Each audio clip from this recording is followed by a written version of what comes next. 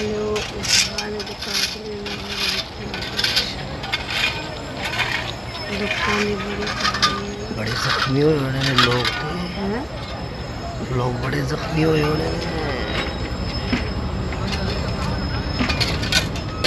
Okay ये देखो सारे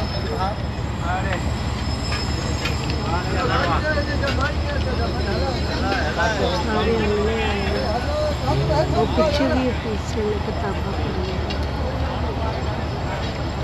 फिर इन्हें चुका नहीं गया हूँ।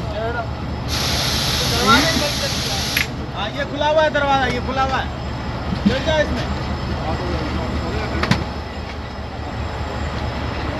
कैमरे वाले कैमरे वाले सारी गड्डी पर उल्ट गई है। अनेक दो डब्बा लता था गड्डी पूरी पर उल्ट गई है। बहुत सारे लोगों का नुकसान है।